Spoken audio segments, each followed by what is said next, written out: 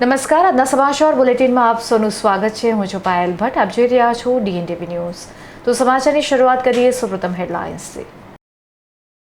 પૂર્વ મંત્રી સ્વર્ગસ્થ મોહનસિંહ રાઠવાને મુખ્યમંત્રીની ભાવભીની શ્રદ્ધાંજલિ।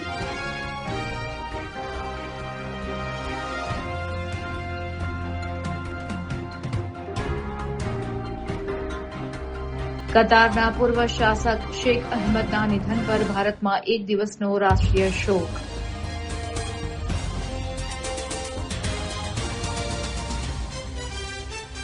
ડભોઈના કરનેટ પાસે પશુ ભરેલી પિકઅપ વાન પલટી, એક ગાયનું મોત।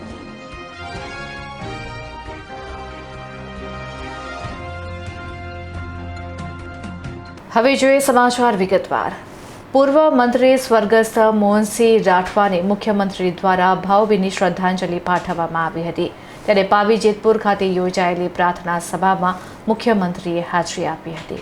ગુજરાતના મુખ્યમંત્રી ભૂપેન્દ્ર પટેલે પાવી જેતપુર ખાતે રાજ્યના પૂર્વ મંત્રી અને આદિવાસી સમાજના દિગ્ગજ તથા અગ્રણી સેવક સ્વર્ગસ્થ મોહનસિંહ રાઠવાની પ્રાર્થના સભામાં વિશેષ ઉપસ્થિત રહીને તેમને ભાવભીની શ્રદ્ધાંજલિ અર્પણ કરી હતી।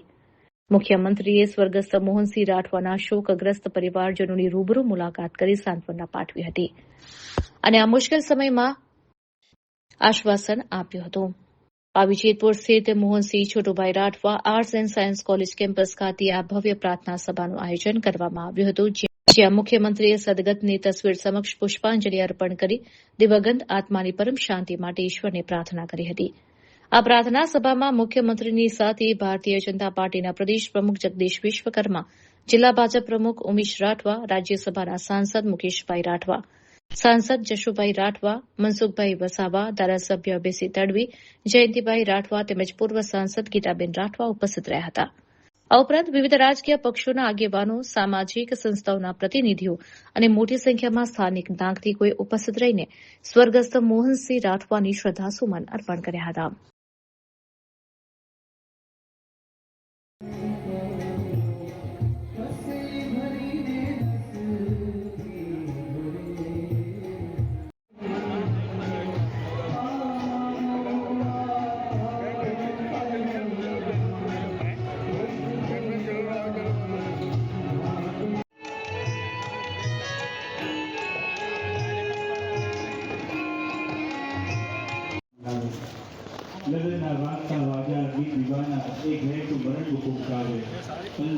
જેમણે પોતાનું જીવન લોકસેવા માટે સમર્પિત કરી દીધું એવા આદિવાસીઓના મસીહા સ્વર્ગસ્થ મોહનસિંહ રાઠવા સાહેબ જે આપણી વચ્ચે રહ્યા નથી, એમને આજે શ્રદ્ધાંજલિ આપવા માટે ગુજરાતના માનનીય મુખ્યમંત્રી શ્રી ભૂપેન્દ્રભાઈ પટેલ, ભારતીય જનતા પાર્ટીના યશસ્વી અધ્યક્ષ આદરણીય જગદીશભાઈ વિશ્વકર્મા તથા આદિવાસી નેતાઓ ઉપસ્થિત રહ્યા અને આ વિસ્તારની અંદર લોકોએ એમને શ્રદ્ધાસુમન અર્પણ કર્યા।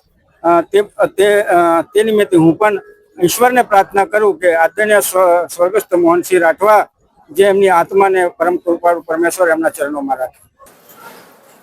સ્વર્ગસ્થ મોહનસિંહ કાકા જે અત્યારે કદાચ હાલ આપની વચ્ચે શરીરની દ્રષ્ટિએ નથી, પણ મોહનસિંહ કાકા એ આપણા સૌ માટે એક માર્ગદર્શક અને એક પ્રેરણા સ્ત્રોત રહ્યા છે। હું એવું માનું છું કે જાહેર જીવનની અંદર જો કોઈ સર્ટિફિકેટ ને લેવાની જરૂર ના પડે એવો કોઈ વ્યક્તિત્વ હોય તો એ મોહનસિંહ કાકા છે। કે ગુજરાત વિધાનસભાની અંદર સતત 10 ટર્મ ધારાસભ્ય તરીકે પ્રજાની વચ્ચે રહી અને પ્રજાના સુખ દુઃખના ભાગીદાર બનવું, અને આજે આપણે એમના બેસતાની અંદર પણ જોઈ શકીએ છીએ કે આજની તારીખમાં પણ પ્રજાનો એમની વચ્ચેનો પ્રેમ એટલો દેખાઈ આવે છે કે મોહનસિંહ કાકાને લોકપ્રિયતા માટે કંઈ જ કહેવાનું રહેતું નથી। ભગવાન મોહનસિંહ કાકાના આત્માને શાંતિ આપે, એમના કુટુંબીજનો પર અને આપણા સૌ પર જે આ આઘાત સહન કરવાની તાકાત આપે। પણ હું એટલું ચોક્કસ કહીશ કે 1972 એટલે મારા જન્મ પહેલેથી જે વ્યક્તિને મેં ધારાસભ્ય તરીકે પહેલી વખત જ્યારે ચૂંટાયા હોય અને મારો 78માં જન્મ હોય અને હું એમની સાથે જ્યારે 2012થી ધારાસભ્ય તરીકે 2012 અને 2017 એમ 2 વખતે મોહનસિંહ કાકા જોડે મારે કામ કરવાનો જે મને મોકો મળ્યો, હું નસીબદાર છું। અને એમને જે હું જોઈને શીખતો હતો, મને એવું લાગે છે કે આવું વ્યક્તિત્વ, એ અદ્ભુત વ્યક્તિત્વ મળવું ખૂબ મુશ્કેલ છે। ફરી એક વખત પરમ કૃપાળુ પરમાત્મા એમના આત્માને શાંતિ આપે એ જ અભ્યર્થના।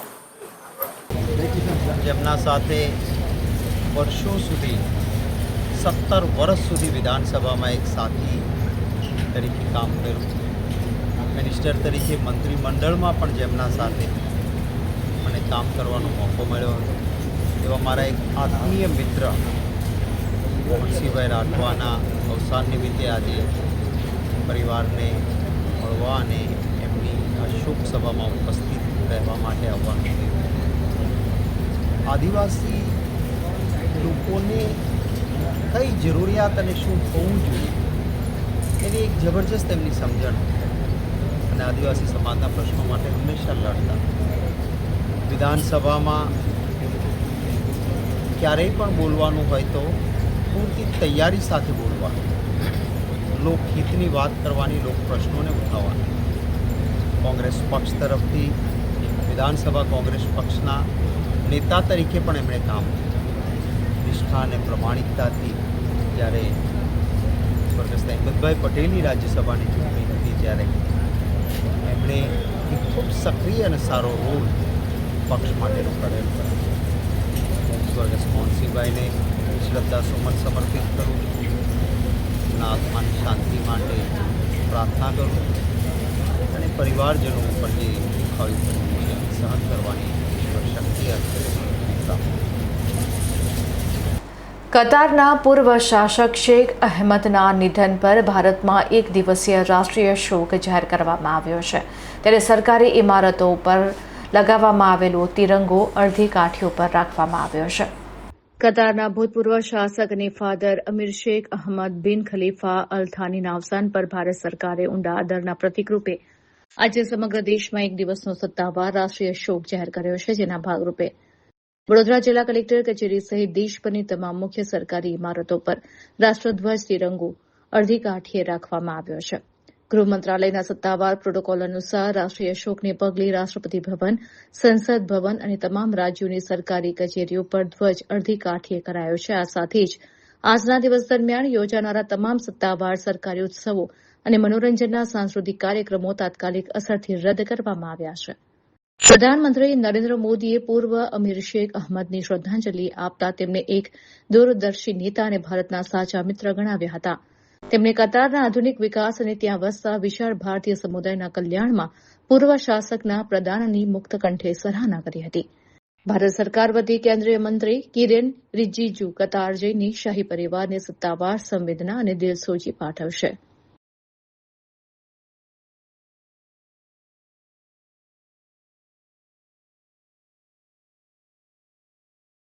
ડભોઈના કરનેટ પાસે ગાયો ભરેલી એક પિકઅપ વાન પલટી ખાઈ જતા એક ગાયનું ઘટના સ્થળ પર જ કરુણ મોત થયું છે, જ્યારે 10 જેટલી ગાયોને સુરક્ષિત રીતે પાંજરાપોળ ખસેડવામાં આવી છે. વહેલી સવારે આશરે 6 વાગ્યે પિકઅપ વાનના ચાલકે સ્ટીયરિંગ પરથી કાબુ ગુમાવતા વાહન એકાએક પલટી મારી ગયું હતું. આ અંગે કરનેટ ગામના જાગૃત સરપંચના પતિ અજયભાઈ ભાટિયાને જાણ થતાં જ તેઓ તેમની ટીમ સાથે તાત્કાલિક ઘટનાસ્થળે દોડી આવ્યા હતા. સ્થાનિકોની મદદથી પિકઅપ વાનમાં દબાઈ ગયેલી ગાયોને ભારે જહેમત બાદ બહાર કાઢવામાં આવી હતી. જોકે અકસ્માતને કારણે 11 ગાયોમાંથી એક ગાયનું મોત થયું હતું, જ્યારે અન્ય 10 ગાયોને મુક્ત કરી ખેતરમાં ચડતી કરવામાં આવી હતી. ઘટનાની જાણ થતાં જ ડભોઈ પોલીસનો કાફલો સ્થળ ઉપર પહોંચી ગયો હતો. પોલીસે બાકીની તમામ ગાયોને સુરક્ષિત રીતે પાંજરાપોળ આશ્રય સ્થાને ખસેડવાની તજવીજ હાથ ધરી હતી. આ પશુઓ કોના હતા અને તેને ક્યાં લઈ જવામાં આવી રહ્યા હતા તે દિશામાં પોલીસે તપાસ શરૂ કરી છે. ફરાર થઈ ગયેલા પિકઅપ ચાલક વિરુદ્ધ ગુનો નોંધી તેને પકડવાના ચક્રો ગતિમાન કર્યા છે.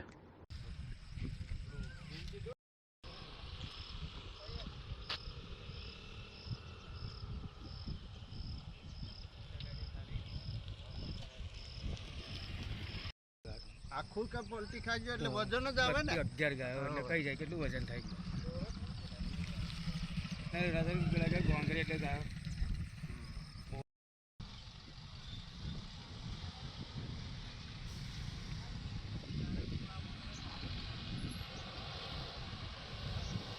હું કરનેટ ઉપસરપંચ અજયભાઈ ભાટિયા. આજે સવારે મળસ કે 4 વાગે મારા મિત્ર આગળ ઊભેલા ત્યારે ધવલ જયસ્વાલ એનો મને ફોન આવેલો કે આગળ ઝવેરપુરા કરનેટ ગામે અમારા કેનાલ પાસે પિકઅપ ગાડી પલટી ખાઈ ગયેલ છે, કે અંદર ગાયો ભરેલી હતી. ગાયો આશરે 10 થી 11 ગાય હતી અને બીજી તો ગામના છોકરાઓ અમારા વસાહતના છોકરાઓ બધા થઈને ભારે મહેનત કરી ગાય માતાને બધા બહાર કાઢેલા છે.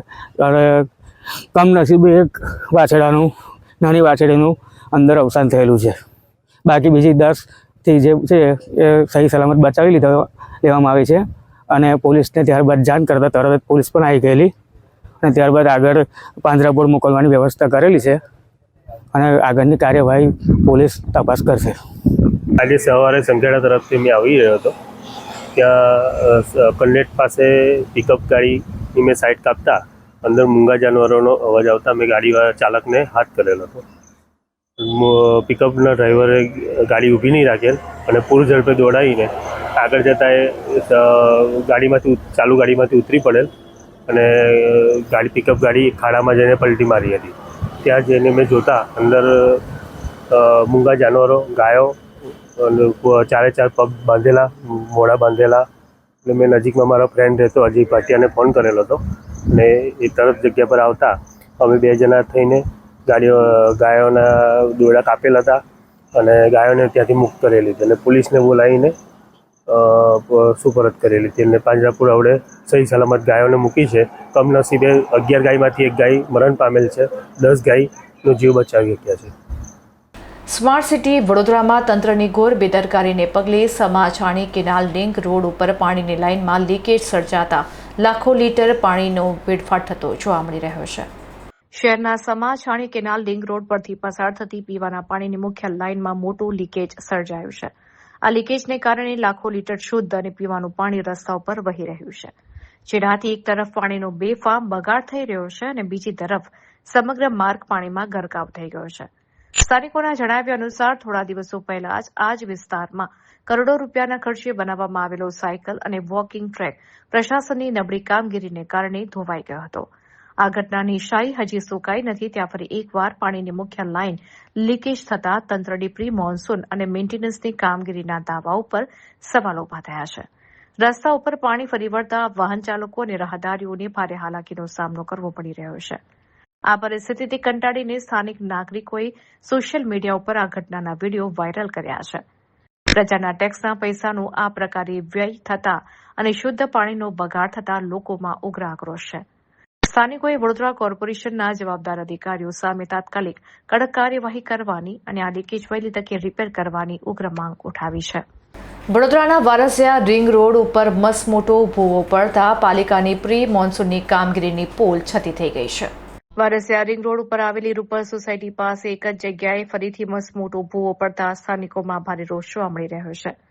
કરોડો રૂપિયાના ખર્ચે થતા ડ્રેનેજ પ્રોજેક્ટ્સનું જાણે પોત પ્રકાશ્યું હોય તેવી સ્થિતિ સર્જાઈ છે. સ્થાનિક રહીશોના જણાવ્યા અનુસાર આ જ જગ્યાએ અગાઉ પણ ભૂવો પડ્યો હતો, તેને પાલિકા દ્વારા તંત્ર મંત્ર કરીને પૂરી દેવામાં આવ્યો હતો. જોકે યોગ્ય ભરણ અને ગુણવત્તાયુક્ત કામગીરીના અભાવે ચોમાસાની શરૂઆતમાં એ જ સ્થળે ફરીથી ભૂવો પડતા તંત્રના પ્રી મોન્સૂન પ્લાનિંગના લીરે લીરા ઉડી ગયા છે. વારસિયા રિંગ રોડ જેવા વ્યસ્ત માર્ગ ઉપર સર્જાયેલા ભૂવાને કારણે ગમે ત્યારે મોટો અકસ્માત થવાની ભીતિ સેવાઈ રહી છે. આશ્ચર્યની વાત એ છે કે આ ઘટનાની જાણ હોવા છતાં પાલિકાના અધિકારીઓ કે કોન્ટ્રાક્ટર દ્વારા યુદ્ધના ધોરણે સમારકામ શરૂ કરવાને બદલે માત્ર ભૂવાની આસપાસ બેરિકેડ લગાવીને સંતોષ માણી લેવાય છે. વાહન ચાલકો માટે આ બેરિકેડ રાત્રિના સમયે જીવલેણ સાબિત થઈ શકે છે. સ્થાનિકોની માંગ છે કે માત્ર થીંગડા મારવાને બદલે ડ્રેનેજ લાઇનનું કાયમી અને મજબૂત સોલ્યુશન લાવવામાં આવે, જેથી પ્રજાના ટેક્સના પૈસાનું આવો વેડફાટ અટકે.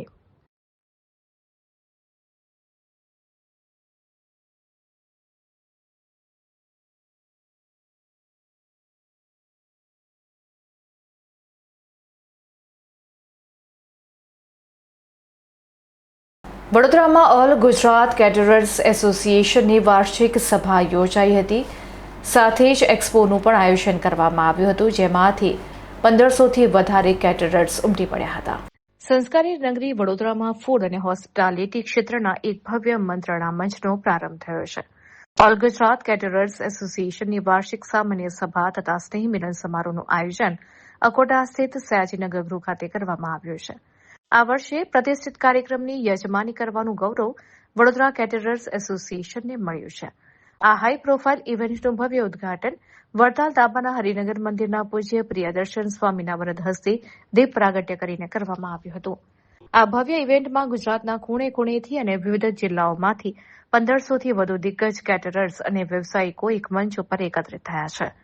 એજીએમની સાથે સાથે અહીં એક અદ્યતન કેટરિંગ એક્સપોનું પણ વિશેષ આયોજન કરવામાં આવ્યું છે, જે કેટરિંગ ઉદ્યોગને નવી ઊંચાઈઓ પર લઈ જશે. આ પ્રદર્શનમાં આધુનિક કિચન ઇક્વિપમેન્ટ્સ, નવીન food products, latest decoration trends અને હોસ્પિટાલિટી મેનેજમેન્ટની અદ્યતન ટેકનોલોજી આકર્ષણનું કેન્દ્ર બની છે.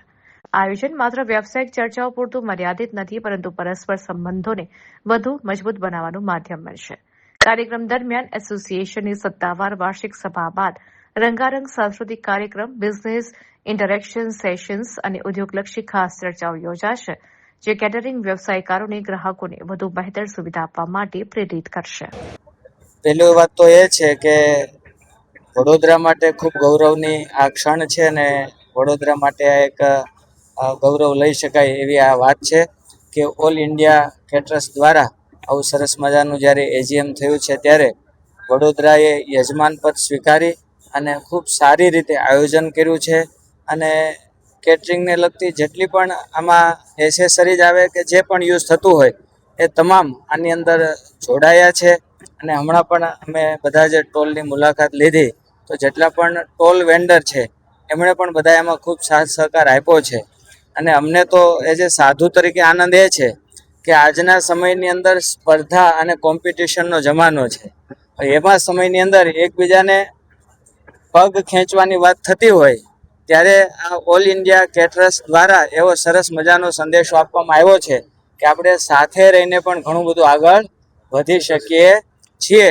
એટલે ખાસ તો અમારે અહીંયા ભવાનીભાઈ પણ ઉપસ્થિત છે, અમારે અહીંના વડોદરાના પણ કૃણાલભાઈ જે પ્રેસિડેન્ટ છે, અમારે સાગરભાઈ સ્વીટુ કેટરિંગવાળા જે સેક્રેટરી છે, બીજા તમામ સાથે છે. એ બધા ખૂબ સાથે મળી અને ખૂબ સારું યુનિટી દ્વારા કાર્ય કરી રહ્યા છે. તો આજના દિવસે અમે ભગવાનના ચરણમાં એ જ પ્રાર્થના કરશું કે કાયમને માટે આ જે એસોસિએશન છે એ ખૂબ સાથે રહી અને ખૂબ સારું કામ કરે. અને કારણ કે આ તો દરેક લોકો સુધી પહોંચવાનું છે, તો દરેક લોકોને સારામાં સારું આપી શકે અને પોતે પણ પ્રગતિ કરે અને લોકોને પણ આમાં સાથે જોડે એવી ભાવના સાથે હું ખૂબ ખૂબ અભિનંદન આપું છું. અને આ એસોસિએશન દ્વારા કાયમ માટે આવા કાર્ય થતા રહે એવી આજના દિવસે ભગવાનના ચરણમાં પ્રાર્થના કરું છું. જય શ્રી સ્વામિનારાયણ. આજે અમારી માટે બહુ ગર્વની વાત છે કે ઓલ ગુજરાત કેટરિંગ એસોસિએશનનું ગેટ ટુગેધર કમ એજીએમ વડોદરાને લગભગ 12 વર્ષ પછી યજમાન પદ મળ્યું છે. એ માટે હું ઓલ ગુજરાત કેટરિંગ એસોસિએશનનો આભાર માનું છું. આજે છેલ્લા 2 મહિનાથી આજના કાર્ય માટે, આજના દિવસ માટે અમે લોકો મહેનત કરતા હતા. આજે અહીંયા અમારે 45 સ્ટોલ્સ અમે લાયા છે. ઘણા મોટા પાયે આયોજન કરેલું છે. અમારા કેટરિંગને લગતું જેટલી બી પ્રોડક્ટ્સ હોય જે અમારે વપરાશમાં આવી શકતી હોય એ દરેક વસ્તુને અહીંયા અમે સ્ટોલ્સ ઊભા કર્યા છે. અને એ માટે કેટરિંગના વેપારીઓને એનો મેક્સિમમમાં મેક્સિમમ ઉપયોગ થઈ શકે એવું આયોજન કરેલું છે.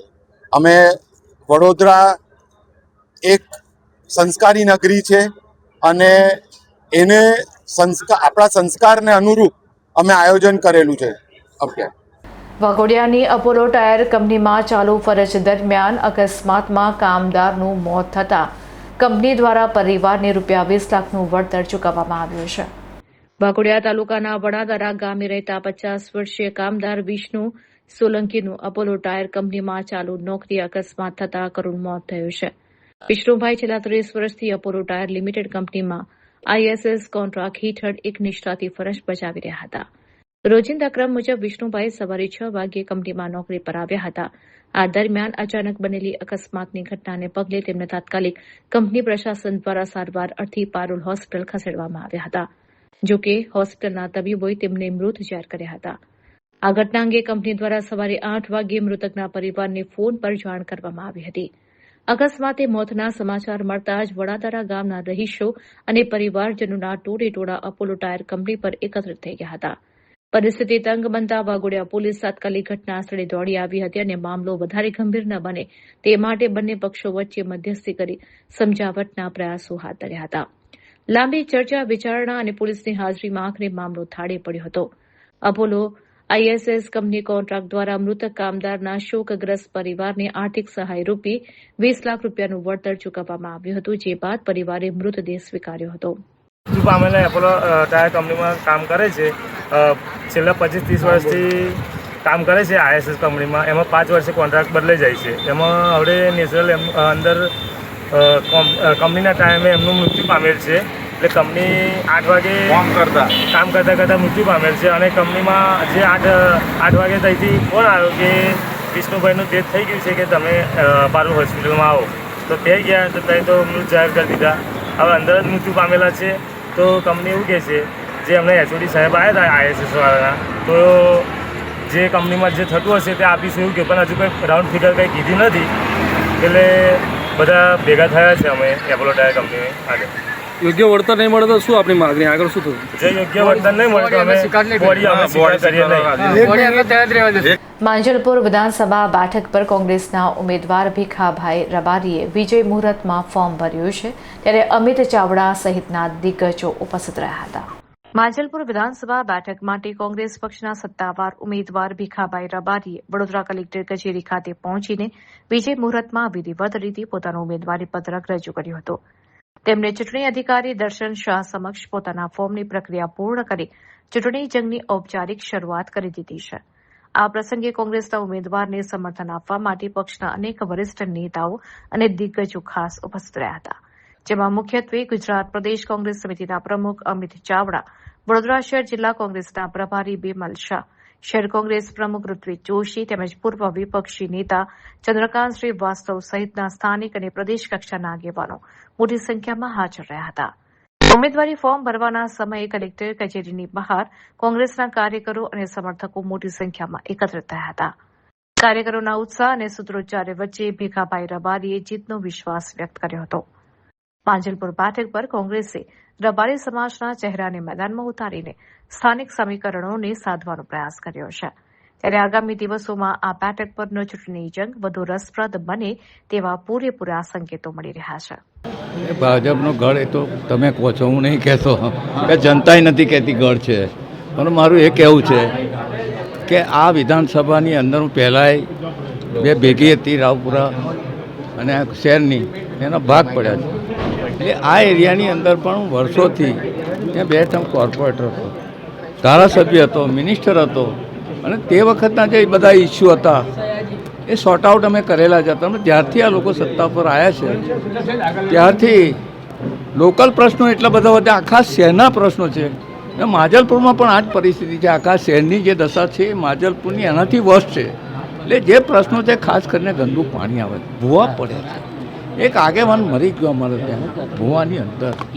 એટલી વિકસ પરિસ્થિતિ છે ને, એર પોલ્યુશન એટલું બધું વધી ગયું છે ત્યાં, ટ્રાફિકનું મેનેજમેન્ટ નથી, કશું ઠેકાણે, બધી બાજુથી પ્રજા થાકી. એટલે આવા ઇસ્યુ લઈને હું તો પ્રજાને વિનંતી કરવાનો છે કે મેં આ એરિયાની અંદર એઝ એ ધારાસભ્ય, as a minister, as a corporator કામ કર્યું છે. મેં પ્રૂવ કર્યું છે કે બેસ્ટ MLA તરીકે હતો એ જમાનાની અંદર. બરોડા ડેરીમાં ડાયરેક્ટર હતો, MS યુનિવર્સિટીમાં સેનેટ સભ્ય હતો. આ બધું મેં કર્યું છે અને પ્રૂવ કર્યું છે. એટલે જનતાને હું વિનંતી કરવાનો છું કે મને તક આપો ફરીથી. 30 વર્ષ પછી મને પાર્ટીએ મૂકેલો છે, એમ વિચાર કરીને મૂકેલો છે. એટલે વિનંતી કરવાનું છું, તમારો અવાજ બનીને કામ કરું. હું કોઈની ટીકામાં પડવા માગતો નથી. આ ઉમેદવાર ભાજપનો આવો એમાં હું કાં પડું? મારે એમાં રસ નથી. હું તો મેં શું કર્યું છે અને હું શું કરવા માગું છું, મારી પાર્ટી શું કરવા માગે છે એની ઉપર જ ધ્યાન કેન્દ્રિત કરવાનો છું. અને મને વિનંતી આપે એક તક, જ્યારે આ બધા જ જીતેલા છે, કોઈ અવાજ કરનારા જ નથી ને સાંભળનારા જ નથી, બધા જ ધારાસભ્યો, બધું તંત્ર જ એમનું, તો અવાજ બનવું છે મારે આ પ્રજાનો, કે જે ઇસ્યુ લઈને હું ચાલું. કયા મુદ્દાને લઈને મત આપવા માંગવા જશો? કયો મુદ્દો મોટામાં મોટો સ્થાનિકો તો પાણીનું પ્રેશર, ગંદુ પાણી, ડ્રેનેજ ઉભરાય છે, સફાઈ થતી નથી, મેં ભૂવા પડે છે. હવે ભૂવા પડે છે તો પાછા મગરો પણ બહાર આવી જાય છે, રોડ પર આવી જાય છે, ફરવા નીકળ્યા હોય એમ. આ દશા. મૂળ વડોદરા શહેર જે હતું સર સયાજીરાવ ગાયકવાડનું, એ વડોદરા પાછું લાવવું છે. બસ તમે આ ભાજપે જે સત્યાનાશ કરી નાખ્યું છે. એટલે આ મુદ્દાઓ લઈને એટલા બધા મુદ્દા હું કહેવા જઈશ તો બહુ મોટા ઇસ્યુ છું, જેટલા શહેર કરતાં મજલપુરમાં વધારે ઇસ્યુ. એટલે હું શોર્ટ આઉટ કરીને પ્રજાનો અવાજ બનીને ભાજપ સામે કામ હું કરાવીશ, લડે વિરોધ પક્ષ તરીકે. Okay, thank you. યોગેશભાઈ પટેલના અવસાનથી ખાલી પડેલ માંજલપુર વિધાનસભાની પેટા ચૂંટણીમાં આજે કોંગ્રેસ પક્ષ તરફથી એક જમીન સાથે જોડાયેલા નક્ષિક પ્રમાણિક કહી શકાય ગરીબોનો સામાન્ય લોકોનો સર્વ સમાજનો સર્વ સ્વીકૃત સ્થાનિક ઉમેદવાર એવા ભીખાભાઈ રબારીને કોંગ્રેસ પાર્ટીએ ઉમેદવાર તરીકે પસંદ કર્યા છે. ભીખાભાઈનો આખો જીવન લોકસેવા માટે જાહેર જીવનમાં સમર્પિત જીવન છે. પાયાના કાર્યકરથી લઈ અને ગુજરાત સરકારના મંત્રી તરીકે સંગઠનના અનેક પદો પર એમણે વર્ષો સુધી સેવા કરી છે. ત્યારે માંજલપુરનો સ્થાનિક એક કાર્યકર એવા ભીખાભાઈ રબારી ઉમેદવાર છે અને બીજી બાજુ ભારતીય જનતા પાર્ટીના બહારના ઉમેદવાર સામેની લડાઈ હોવાનું લોકોમાં ચર્ચાઈ રહ્યું છે. એક તરફ નક્ષિક પ્રમાણિક સર્વ સ્વીકૃત સર્વ સમાજ માટે કામ કરતા એવા ભીખાભાઈ રબારી કોંગ્રેસના ઉમેદવાર છે અને બીજી બાજુ ભ્રષ્ટાચારથી ભેગા કરેલા પૈસા, તાનાશાહી, સત્તા, લોભ, લાલચ, પોલીસ અને પ્રશાસનના ભારતીય જનતા પાર્ટીના ઉમેદવાર છે. એટલે હું માનું છું કે ભીખાભાઈને માંજલપુરની જનતા આશીર્વાદ આપે તો માંજલપુરનો અવાજ તો વિધાનસભામાં મજબૂતાઈથી રજૂ થશે, પણ આ વડોદરા શહેરમાં જે તાનાશાહી ચાલે છે, ભ્રષ્ટાચાર ચાલે છે, ગેરવહીવટ ચાલે છે, જે લોકો હેરાન પરેશાન છે, એ વડોદરાના લોકોનો વિપક્ષનો અવાજ પણ વિધાનસભામાં મજબૂતાઈથી રજૂઆત કરશે એવું ભીખાભાઈ પર સર્વને વિશ્વાસ છે. ત્યારે વડોદરાવાસીઓ, માંજલપુર વિધાનસભાના તમામ વાસીઓને વિનંતી કરું છું કે તમને સ્થાનિક નક્ષિક પ્રમાણિક સામાન્ય પરિવારમાંથી આવતા ઉમેદવાર ભીખાભાઈ રબારી કોંગ્રેસ પાર્ટી આપ્યા છે, ત્યારે આપ સૌના પણ આશીર્વાદ મળે અને ભીખાભાઈ વડોદરાનો માંજલપુરનો અવાજ બનશે. એમાં કોંગ્રેસ પાર્ટી એમની સાથે છે. ત્યારે સ્થાનિક વર્સિસ બહારની, પ્રમાણિકતા વર્સિસ ભ્રષ્ટાચારના પૈસાની આ લડાઈ થવાની છે. કયા મુદ્દે જશો? લોકો પાસે કયા મુદ્દે જશો? માંજલપુર વિધાનસભાના પણ અનેક પ્રશ્નો છે, વડોદરાના પણ અનેક પ્રશ્નો છે. પ્રજા મોંઘવારી, ભ્રષ્ટાચારથી ત્રસ્ત છે. દર વર્ષે વિશ્વામિત્રી નદીમાં માનવ સર્જિત આ ભાજપના ભ્રષ્ટાચારને કારણે જે પૂર આવે છે અને એના કારણે માંજલપુર વિધાનસભા વિસ્તારમાં પણ ઠેર ઠેર પાણી ભરાય છે.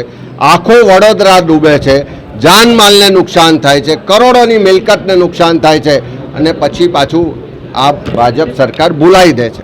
ત્યારે માંજલપુરની ચૂંટણી એ વડોદરાવાસીઓ જે પૂરમાં પરેશાન થાય છે, વડોદરાવાસીઓને જે દર વર્ષે નુકસાન થાય છે, જે ભાજપનો ભ્રષ્ટાચારને ગેરવહીવટને તાનાશાહી છે, એની સામે જે લોકોનો મિજાજનો પડઘો પડવાનો છે. સાથે સાથે રાજ્ય સરકાર જે તમામ મોરચે નિષ્ફળ છે. મોંઘવારી, ભ્રષ્ટાચારથી લોકો ત્રસ્ત છે, શિક્ષણ મોંઘું થયું છે, આરોગ્ય સેવાઓ મોંઘી થઈ છે, રોજગાર નથી મળતો, ભ્રષ્ટાચાર ચારે તરફ છે. એ બધા જ મુદ્દાઓને લઈને અમે લોકો વચ્ચે જઈશું, એક એક ઘેર જઈશું અને અમારા ઉમેદવાર ભીખાભાઈને સાથે રાખી અને એક એક મતદારને વિનંતી કરીશું કે પ્રમાણિક, નિષ્ઠાવાન ઉમેદવાર તો છે, પણ સાથે સાથે તમને જે તકલીફો, પીડા અને જે ભ્રષ્ટાચારનો સામનો કરો છો એનો અવાજ બનવાની તક કોંગ્રેસ પાર્ટીના ઉમેદવારને આપો એવી વિનંતી કરું. માંજલપુર બેઠક પર કોંગ્રેસનું શક્તિ પ્રદર્શન જોવા મળ્યું હતું. ભીખાભાઈ રબારીએ વિજય મુહૂર્તમાં ફોર્મ ભર્યા બાદ કાર્યકરોની સભા ગજવી મૂકી હતી. કોંગ્રેસ પક્ષના સત્તાવાર ઉમેદવાર ભીખાભાઈ રબારીએ પક્ષના દિગ્ગજ નેતાઓ અને મોટી સંખ્યામાં સમર્થકોની ઉપસ્થિતિ વચ્ચે કલેક્ટર કચેરી ખાતે વિજય મુહૂર્તમાં પોતાનું ઉમેદવારી ફોર્મ સબમિટ કર્યું હતું. તેમણે ચૂંટણી અધિકારી દર્શન શાહ સમક્ષ ફોર્મ જમા કરાવીને માંજલપુર બેઠક પરથી ચૂંટણી જંગની ઔપચારિક શરૂઆત કરી દીધી છે.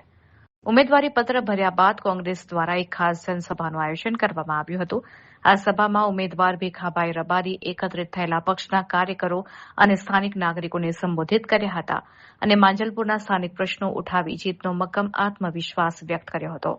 આ સમગ્ર પ્રક્રિયા અને સભા દરમિયાન ગુજરાત પ્રદેશ કોંગ્રેસ સમિતિના પ્રમુખ અમિતભાઈ ચાવડા, વડોદરા શહેર જિલ્લા પ્રભારી બિમલ શાહ, શહેર કોંગ્રેસ પ્રમુખ ઋત્વિક જોશી અને વરિષ્ઠ નેતા ચંદ્રકાંત શ્રીવાસ્તવ સહિતના આગેવાનો મંચ ઉપર વિશેષ ઉપસ્થિત રહ્યા હતા. ફોર્મ ભરવાના સમયે અને સભામાં કોંગ્રેસના કાર્યકરોનો ભારે ઉત્સાહ જોવા મળ્યો હતો. મોટી સંખ્યામાં ઉમટી પડેલા સમર્થકો અને કાર્યકરોના જોશને જોતા કોંગ્રેસે માંજલપુર બેઠક પર મજબૂત શક્તિ પ્રદર્શન કરીને વિરોધી છાવણીને સીધો પડકાર ફેંક્યો છે.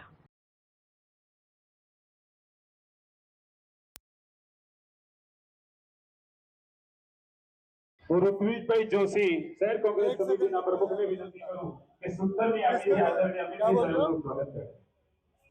મને એ બધી આ ઉત્સાહ બતાવે છે, એનું પરિણામ શું આવવાનું છે ખબર જ છે બધાને. એટલે હું કોઈની ટીકા કરવા માગતો નથી. મેં શું કર્યું છે હું કરવા માગું, કોઈની ટીકામાં પડતો નથી. પણ જે વહીવટી તંત્ર જે ચાલી રહ્યું છે, જે દશા કરી છે આ વડોદરા શહેરની કે ગુજરાતની, એની અંદર પ્રજાનો અવાજ બનીને હું લડવા માગું છું.